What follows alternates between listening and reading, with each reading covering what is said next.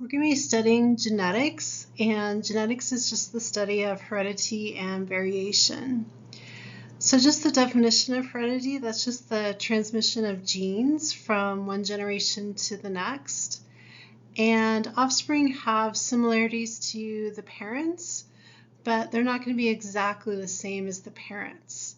And if you have siblings, you know that you're not exactly the same as your siblings either, unless you have an identical twin. And it's really obvious in this picture on the bottom right here. You can see the dad here and the brother and the sister. You can see that there's some genetic variation between the siblings here and also from the dad. So they're not exactly like each other and they're not exactly like their dad. And I love that there's even an orange cat to go with the red hair that everyone has. So I love that picture. Okay, the genes that are going to be passed from one generation to the next, they're going to affect the traits.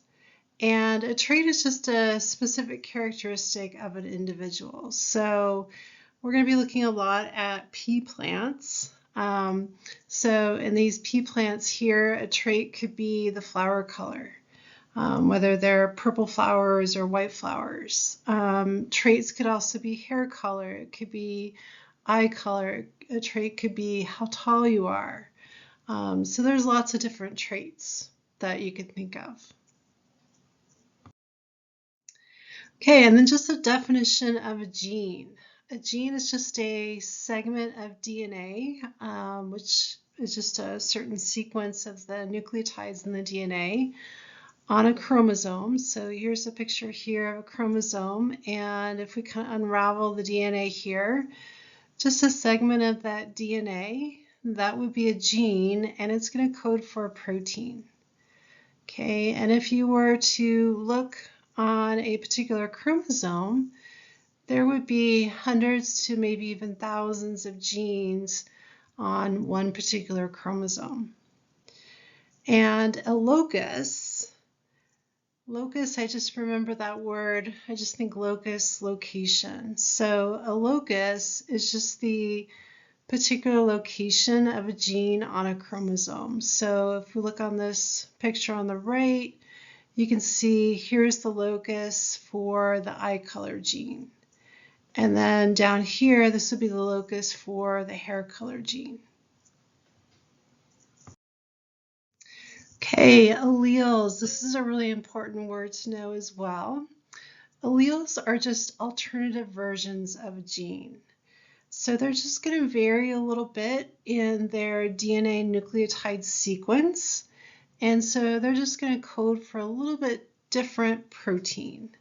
So if we take a look at this picture here, we've got two different versions or two different alleles of this flower color gene, okay, that are on this pair of homologous chromosomes. So one allele of this gene for flower color is going to code for purple flowers. And so you can see that this gene is going to code for a protein, an enzyme, that will make a purple pigment to make the flowers purple. But this other allele, this other version of the flower color gene, it's got a little bit of a difference in its DNA nucleotide sequence. So you can see it's a little bit of a difference in the sequence there. And its protein that it codes for, it ends up making an enzyme that's not functional. And so it can't make the purple pigment, and that's why the flowers are white. Okay, so these alleles are going to be for the same gene. They're just different versions of, for example, the flower color gene. So they're going to be at the same locus, the same location on these homologous chromosomes. And so when you've got a pair of homologous chromosomes, remember that you get one of the homologous chromosomes from your dad and the other homologous chromosome came from your mom. And so one of the alleles for the flower color came from mom and the other allele came from your dad. Okay. All right, so with our alleles, we can have either dominant or recessive alleles. So if you have a copy of the dominant allele, that is going to determine your appearance. Okay, and we're going to designate a dominant allele with a capital letter. So like if we have looking at the pea plant and we have purple flower color, that would be the dominant allele. So we would designate that with a capital P. And then the recessive allele, if that is present with the dominant allele, it's going to be masked and hidden by the dominant allele, so you won't see it.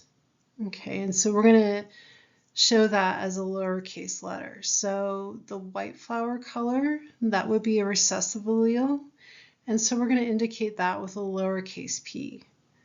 Okay, so let's just take a look at some combinations here, and you'll see how it works. Okay, so we've got a couple of terms here. We've got homozygous and heterozygous, and homo just means the same. So it just means that the two alleles that you've got on your homologous pair of chromosomes are going to be the same. So if you have homozygous dominant, that means you'd have two capital P's. Okay, and that would mean that you've got two purple alleles. So your flower color would definitely be purple. But if you're homozygous recessive, you would have two little p's. Remember, the little p would be white. And so you don't have a big P, a purple allele, to mask the white color, and so your flowers would be white. Okay, so that would be homozygous recessive. And then if you're heterozygous, hetero meaning other, so you would have two different alleles. So you would have a purple allele and a white allele. Okay, and so the dominant purple allele is going to mask or hide the recessive white allele. So the color of these flowers would be purple. Okay.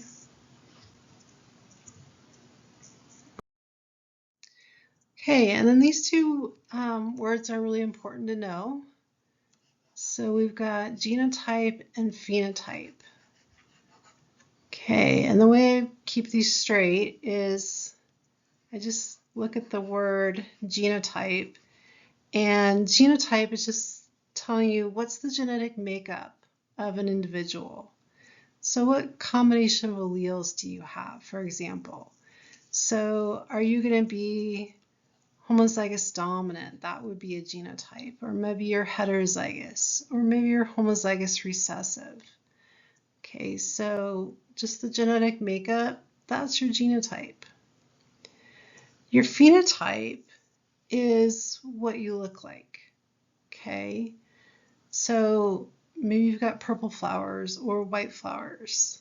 Okay, that would be a phenotype. Or if you're looking at a person, you know, maybe they've got blue eyes, that would be a phenotype. Or brown eyes, that's a phenotype.